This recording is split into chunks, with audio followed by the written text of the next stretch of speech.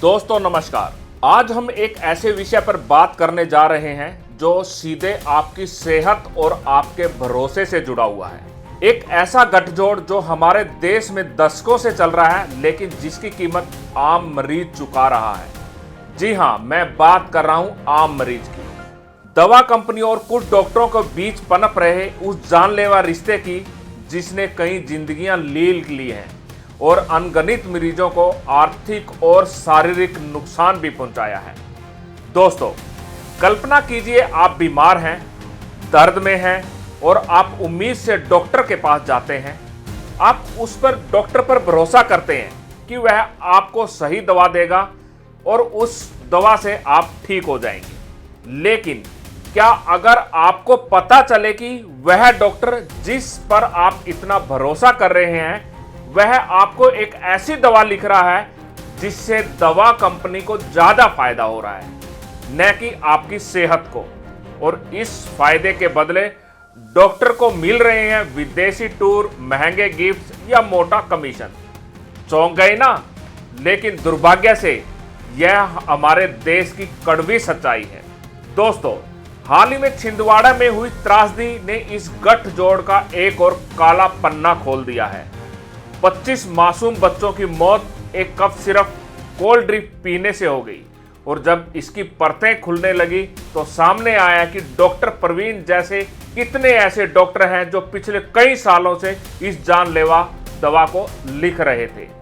क्या यह सिर्फ एक संयोग ही था या इसके पीछे कोई गहरी साठगांठ? आइए सबसे पहले बात करते हैं छिंदवाड़ा की, उस घटना की जिसने कितनी जिंदगियां लील की। सिरिसन फार्मा की कोल्ड ड्रिंक करप्ट सिरप जिसने 25 बच्चों को जान ले ली, यह कोई साधारण घटना नहीं थी। इस सिरप में डाइथिलीन ग्लाइकोल और एथिलीन ग्लाइकोल जैसे जहरीले तत्व पाए गए थे जो किडनी फेल्योर के कारण बनते हैं। और सबसे बड़ा सवाल यह भी उठता है कि यह एक ऐसी दवा जिसमें इतने खतरनाक रसायन थे और इतने सालों से बाजार में थी कैसे, और क्यों एक डॉक्टर और अन्य दुनिया भर के डॉक्टर 10 सालों से 15 सालों से इस दवा को मरीजों को लिए लिखे जा रहे थे। मीडिया रिपोर्ट्स बताती हैं कि डॉक्टर प्रवीण सोनी जैसे कितने डॉक्टर और श्रीसन फार्मा के बीच कोई अघोषित करार थे। हालांकि डॉक्टर सोनी और अन्य डॉक्टरों ने भी इससे इनकार किया है, लेकिन परिस्थितियों को देखें तो सवाल उठना लाजमी है। हमें यह भी समझना होगा कि फार्मा कंपनियों का बिजनेस मॉडल कैसा होता है। वे अपनी दवाओं की बिक्री बढ़ाने के लिए डॉक्टरों को सीधे या परोक्ष रूप से प्रोत्साहित करते हैं। यह प्रोत्साहन महंगे गिफ्टों के माध्यम से, विदेशी यात्राओं के माध्यम से, कॉन्फ्रेंस की स्पॉन्सरशिप के माध्यम से या सीधे कमीशन के माध्यम से हो सकता है। और जब डॉक्टर ऐसी दवाएं लिखते हैं तो मरीजों की सेहत और उनकी जेब दोनों पर डाका पड़ता है। 25 बच्चों की मौत सिर्फ एक आंकड़ा नहीं है, यह 25 परिवारों की बर्बादी है। यह स्वास्थ्य सेवा के नाम पर हो रहे गोरख धंधे का एक जीता जागता उदाहरण है। यह हमें सोचने पर मजबूर करता है कि क्या हम वास्तव में बीमारी के दौरान सुरक्षित हाथों में हैं, सुरक्षित डॉक्टर के पास जा रहे हैं? खुद बड़ा प्रश्न है, इसको आपके लिए छोड़ते हैं। अब हम एक और ऐसे चौंकाने वाले मामले की तरफ बढ़ते हैं जो छिंदवाड़ा जैसी घटनाओं का ही दूसरा पहलू है। यह मामला 10 साल से मध्य प्रदेश मेडिकल काउंसिल की फाइलों में धूल फांक रहा है। कहानी है मध्य प्रदेश के 14 जिलों के 20 बड़े और प्रतिष्ठित प्राइवेट डॉक्टरों की, जो एक फार्मा कंपनी के खर्च पर परिवार के साथ इटली घूमकर आ भी गए। आप सोचिए, फार्मा कंपनी यूएसवी लिमिटेड इन डॉक्टरों को इटली क्यों भेज रही थी? मुफ्त में कोई किसी को विदेश यात्रा नहीं कराता। इसका सीधा सा कारण था, इन डॉक्टरों ने कंपनी की दवाएं मरीजों को प्रेस्क्राइब की थी, जिससे कंपनी को भारी मुनाफा हो रहा था। सीधे तौर पर मेडिकल एथिक्स का उल्लंघन बन रहा था और डॉक्टर विदेश की परिवार के साथ सैर कर रहे थे। इस मामले की शिकायत 2015 में रायपुर के विशल ब्लोअर और सामाजिक कार्यकर्ता विकास तिवारी ने की थी। उन्होंने सबूतों के साथ दावा किया था कि मध्य प्रदेश और छत्तीसगढ़ के कुल 28 प्राइवेट डॉक्टर 13 से 21 जुलाई 2014 तक इटली के वेनिस और पोर्टो रोज में घूमकर आए हैं अपने अपने परिवारों के साथ, जिसका पूरा खर्च दवा कंपनी यूएसवी लिमिटेड ने उठाया था। विकास तिवारी की शिकायत में जो जानकारी दी गई थी वह हैरान करने वाली थी दोस्तों। उन्होंने साफ तौर पर कहा था कि यह यात्रा इन डॉक्टरों को इसलिए मतलब इनाम के तौर पर दी गई थी क्योंकि वो मरीजों को इस कंपनी की दवाएं लिखते थे। यह एक तरह का किताबों से बाहर का एक करार था, जहां मरीजों के इलाज की जगह कंपनियों का मुनाफा देना प्राथमिकता था। यह मामला सिर्फ भ्रष्टाचार का नहीं था दोस्तों, बल्कि यह हमारी नियामक संस्थाओं की लचर कार्य प्रणाली का भी एक बड़ा उदाहरण है, जीता जागता। 10 साल तक इस मामले पर कोई ठोस कार्रवाई नहीं हुई। क्यों? क्या ये डॉक्टर इतने प्रभावशाली थे, दवा कंपनी प्रभावशाली थी, या काउंसिल जानबूझकर ढिलाई बरत रही थी? यह एक गंभीर सवाल है। इस इटली टूर में सबसे दिलचस्प पहलू यह था कि यह 2 राज्यों की मेडिकल काउंसिलों की कार्यप्रणाली के अंतर को भी उजागर करता था। शिकायतकर्ता विकास तिवारी ने इस विदेश यात्रा पर गए छत्तीसगढ़ के 2 डॉक्टरों की शिकायत छत्तीसगढ़ मेडिकल काउंसिल को भी की थी। और वहां क्या हुआ जानकर आप दंग रह जाएंगे। छत्तीसगढ़ मेडिकल काउंसिल ने न केवल डॉक्टरों को तुरंत नोटिस जारी किया, बल्कि ट्रिप स्पॉन्सर करने वाली फार्मा कंपनी को भी नोटिस देकर जवाब मांग लिया। और सबसे अहम बात यह है कि महज 4 महीने के भीतर जांच भी पूरी कर ली गई और दोनों डॉक्टरों के लाइसेंस रद्द कर दिए गए। जी हां, सिर्फ 4 महीने में। अब इसके इतर इसकी तुलना करते हैं मध्य प्रदेश मेडिकल काउंसिल से। 10 साल, जी हां 10 साल में इस काउंसिल ने 20 डॉक्टरों को सिर्फ 4 बार नोटिस भेजे। 4 नोटिस 10 साल में, क्या इसे आप कार्रवाई कहेंगे? काउंसिल की यह कार्रवाई इतनी लचर थी कि वह 10 साल में इन डॉक्टरों के पासपोर्ट, बैंक डिटेल्स और पिछले 3 सालों के बैंक डिटेल तक नहीं मंगवा पाई, जिसे भ्रष्टाचार की बू आ रही थी। हद तो तब हो गई दोस्तों जब काउंसिल ने इस मामले की पुष्टि के लिए शिकायतकर्ता विकास तिवारी से ही डॉक्टरों की यात्रा की जानकारी मांग ली। जब छत्तीसगढ़ काउंसिल ने खुद कंपनी से जानकारी निकलवा ली थी, तो मध्य प्रदेश मेडिकल काउंसिल ने क्यों नहीं? यह दिखाता है कि मध्य प्रदेश मेडिकल काउंसिल कितनी गंभीर थी इस मामले को लेकर। क्या यह जानबूझकर देरी की गई थी या मामले को ठंडा किया जा सके? जैसा कि अक्सर होता है, हमारे देश में न्याय की प्रक्रिया बहुत धीमी है, लेकिन जब विशल ब्लोअर हार नहीं मानते तो उम्मीद की एक किरण नजर आती है। विकास तिवारी ने 10 साल बाद जब कोई ठोस कार्रवाई नहीं देखी तो उन्होंने मेडिकल काउंसिल को एक पत्र लिखा और चेतावनी दी, अगर अब भी कुछ नहीं हुआ तो वे इस मामले को लेकर जबलपुर हाई कोर्ट में जनहित याचिका दायर करेंगे। और देखिए दोस्तों, इस चेतावनी के बाद मेडिकल काउंसिल हरकत में आई। वही काउंसिल जो पिछले 10 साल से सो रही थी, अचानक जाग गई। 30 सितंबर को इन डॉक्टरों को नोटिस भेजकर पूछा गया कि उनके खिलाफ एक्शन क्यों ना लिया जाए। हाई कोर्ट की चेतावनी के बाद एथिक्स कम डिसिप्लिनरी कमेटी ने 7 अगस्त 2025 को इस मामले की सुनवाई की। कमेटी ने अपनी रिपोर्ट में माना कि डॉक्टरों को अपने बचाव में passport, income tax return, audit report और बैंक ट्रांजैक्शन डिटेल जैसे जरूरी दस्तावेज जमा करने के लिए 4 बार पत्र भेजे जा चुके थे, लेकिन इन डॉक्टरों ने कोई जानकारी नहीं दी। यह साफ तौर पर दिखाता है कि डॉक्टर सहयोग नहीं कर रहे थे, कहीं ना कहीं वो इस मामले में अभियुक्त थे। अब परिषद ने इन डॉक्टरों को आखिरी मौका देते हुए आदेश दिया कि वे पत्र मिलने के 15 दिनों के भीतर मांगी गई जानकारी प्रस्तुत करें, नहीं तो उनके खिलाफ अंतिम आदेश जारी कर दिया जाएगा। 10 साल की जांच का नतीजा यह है कि उसे अब तक सिर्फ 8 डॉक्टरों की यात्रा टिकट और 16 डॉक्टरों के पासपोर्ट ही मिल पाए। 3 डॉक्टर तो ऐसे हैं जिनका कोई अता पता नहीं और मेडिकल काउंसिल भी उनको पिछले 10 साल में ढूंढ ही नहीं पाई। दोस्तों, अक्सर ऐसे मामलों में सिर्फ डॉक्टरों को ही दोषी नहीं ठहराया जा सकता, ऐसा मेरा मानना है, जबकि फार्मा कंपनियों की भी बहुत बड़ी भूमिका होती है। विशल ब्लोअर विकास तिवारी के अनुसार सिर्फ डॉक्टरों को दोषी ठहराना न्याय संगत नहीं है। फार्मा कंपनियों पर भी सरकार के uniform code for pharmaceutical marketing practices code 2024 के तहत कार्रवाई की जा सकती है। यह एक महत्वपूर्ण कोड है दोस्तों, जिसके तहत अनैतिक मार्केटिंग करने वाली कंपनी का लाइसेंस निलंबित भी किया जा सकता है।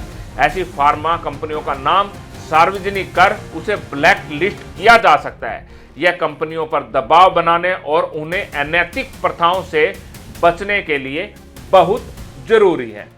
हमें यह भी समझना होगा कि दवा कंपनियां सिर्फ मुनाफा कमाने वाली इकाइयां नहीं हैं, उनकी एक सामाजिक जिम्मेदारी भी होती है। जब वे डॉक्टरों को अनैतिक तरीके से प्रभावित करते हैं तो इसका सीधा असर मरीजों की सेहत और उनकी वित्तीय स्थिति पर भी पड़ता है। मरीजों को अक्सर महंगी और अनावश्यक दवाएं लिखी जाती है, जिससे उन्हें कई बार कोई फायदा ही नहीं होता। सरकार ने uniform code for pharmaceutical marketing practices 2024 code लाकर एक महत्वपूर्ण कदम जरूर उठाया है, लेकिन इसका प्रभावी ढंग से लागू न होना एक हमारे सिस्टम में लचर भी है। अगर यह कोड सिर्फ कागजों तक ही सीमित रह गया तो ऐसे घोटाले होते रहेंगे और आम आदमी पिसता रहेगा और अपनी जान गंवाता रहेगा। इस पूरे मामले में मध्य प्रदेश मेडिकल काउंसिल और मेडिकल एथिक्स कमेटी की भूमिका पर भी गंभीर सवाल उठते हैं। पत्रकारों ने जब मध्य प्रदेश मेडिकल काउंसिल की रजिस्ट्रार डॉक्टर दीप्ति चौरसिया से इस लेट लतीफी को लेकर सवाल पूछा तो उन्होंने कहा वह तो सिर्फ 1 साल पहले ही रजिस्ट्रार बन के आए हैं। उन्होंने यह भी कहा कि इस टाइप की इस प्रकार की शिकायतों की सुनवाई एथिक्स कमेटी करती है, जिसकी चेयरमैन मध्य प्रदेश की director of medical education doctor Aruna Kumar हैं। लेकिन जब मेडिकल एथिक्स कमेटी की चेयरमैन डॉक्टर अरुणा कुमार से भी इस मामले पर बात करने की कोशिश की गई तो उन्होंने बात करने से ही इनकार कर दिया। उन्होंने कहा शिकायत मेडिकल काउंसिल में हुई है, आप उनसे बात करें। मैंने तो अभी तक इस शिकायत की फाइल ही नहीं देखी। यह प्रतिक्रिया बेहद निराशाजनक थी दोस्तों। जब एक महत्वपूर्ण पद पर बैठा व्यक्ति एक गंभीर मामले की फाइलों को देखने से ही इनकार कर रहा है तो आप उनसे क्या ही न्याय की उम्मीद करेंगे। यह दिखाता है कि हमारी व्यवस्था में जवाबदेही की कितनी बड़ी कमी है। जब कोई अधिकारी अपनी जिम्मेदारी से पल्ला झाड़ता है तो ऐसे मामलों में न्याय मिलने की संभावना बहुत कम हो जाती है। इन जिम्मेदार संस्थाओं को और अधिक पारदर्शी और जवाबदेह बनाने की जरूरत है। दवा कंपनियों और डॉक्टरों के बीच मिलीभगत का यह कोई नया मामला नहीं है। 14 साल पहले ही मध्य प्रदेश के इंदौर में भी एक बड़ा और चर्चित ड्रग ट्रायल केस सामने आया था, जिसने पूरे देश को हिला दिया था। साल 2008 से 11 के बीच इंदौर के महाराजा यशवंत राव हॉस्पिटल और Mahatma Gandhi memorial medical college से जुड़े कुछ सरकारी डॉक्टरों पर मरीजों की जानकारी और सहमति के बिना उन पर अवैध रूप से दवाओं का ड्रग ट्रायल करने के भी आरोप लगे थे और इस पर OTT प्लेटफॉर्म पर कई सीरीज भी बनी हैं। आइए इस पूरे केस को 4 पॉइंट्स में समझते हैं। क्या था मामला? कई सरकारी डॉक्टरों ने कथित तौर पर राष्ट्रीय और अंतर्राष्ट्रीय दवा कंपनियों के साथ मिलकर उनकी नई दवाओं का प्रशिक्षण मरीजों पर करना शुरू किया। ये मरीज अक्सर गरीब, अशिक्षित और कमजोर पृष्ठभूमि के होते थे, जिन्हें यह नहीं पता होता था कि उन पर किस दवा का प्रयोग या ड्रग ट्रायल किया जा रहा है। डॉक्टरों पर आरोप था कि वे मरीजों को सामान्य इलाज बताकर इन प्रशिक्षणों में शामिल कर लेते थे। कई मामलों में सहमति पत्रों पर भी मरीजों से या उनके परिवारजनों से धोखे से अंगूठा लगवा लिया जाता था या कई बार साइन भी करवा लिए जाते थे, जबकि उन दस्तावेजों की असलियत उन मरीजों को पता ही नहीं थी। इन परीक्षणों में मानसिक रूप से बीमार रोगियों और बच्चों को मूल रूप से शामिल किया गया था। जांच में यह भी बात सामने आई थी कि इन अवैध ड्रग ट्रायल के बदले में दवा कंपनियां डॉक्टरों को मोटी रकम दे रही थी। ईओडब्ल्यू की जांच के अनुसार कुछ डॉक्टरों ने इन परीक्षणों के माध्यम से करोड़ों रुपए कमाए थे। सबसे गंभीर आरोप यह भी था कि इन दवाओं के कारण कई मरीजों की सेहत पर गंभीर दुष्प्रभाव और कुछ मामलों में भी तो मौतें भी हुई थी। ईओडब्ल्यू की रिपोर्ट में ट्रायल के दौरान हुई मौतों और दवाओं से मरीजों पर गंभीर असर का भी जिक्र किया गया था। दोस्तों, यह मामला दिखाता है कि यह समस्या कितनी गहरी और पुरानी है। मरीजों को गिनी पिग की तरह इस्तेमाल किया गया, सिर्फ इसलिए ताकि कुछ डॉक्टर और फार्मा कंपनियां अपनी जेबें भर सके। यह सीधे तौर पर इंसानियत के खिलाफ एक बहुत बड़ा अपराध है। दोस्तों, छिंदवाड़ा की त्रासदी, इटली टूर घोटाला और इंदौर का ड्रग ट्रायल केस, ये सभी मामले एक ही बात की तरफ इशारा करते हैं। हमारे स्वास्थ्य सेवा क्षेत्र में एक बड़ा भ्रष्टाचार लगातार चल रहा है, जहां नैतिकता को ताक पर रखकर पैसा कमाया जा रहा है, गरीब आदमियों की सेहत और उनके भरोसे से खिलवाड़ किया जा रहा है और यह प्रक्रिया निरंतर जारी है। दोस्तों, यह सिर्फ एक आर्थिक लूट नहीं है, बल्कि यह हमारे स्वास्थ्य के अधिकारों का भी हनन है। जब डॉक्टर कमीशन के लालच में अनावश्यक या घटिया गुणवत्ता वाली दवाएं लिखते हैं तो मरीज के जीवन पर खतरा मंडराने लगता है।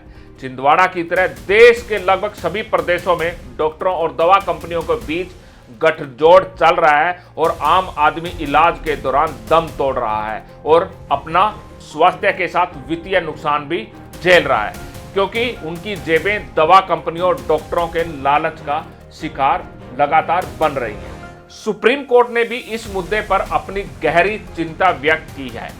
कोर्ट ने साफ कहा कि अगर डॉक्टर केवल जेनरिक दवाएं लिखने के बाध्य बने तो यह समस्या काफी हद तक कम हो सकती है। सरकार ने uniform code of pharmaceutical marketing practice जैसा एक स्वैच्छिक कोड भी बनाया है, लेकिन इसे अभी तक कानूनी जामा नहीं पहनाया गया है, जिसके कारण नियम तोड़ने वालों पर कोई सख्त कार्रवाई नहीं हो पाती। दोस्तों, यह मामला स्वास्थ्य सेवा के उस स्याह पक्ष को भी उजागर करता है जहां मरीजों की सेहत और जेब पर डॉक्टरों और दवा कंपनियों का गठजोड़ डाका डाल रहा है। यह सिर्फ छिंदवाड़ा, इटली, इंदौर का मामला नहीं, बल्कि यह एक हमारी राष्ट्रीय समस्या बन रहा है, जिसका निराकरण जल्द से जल्द किया जाना चाहिए।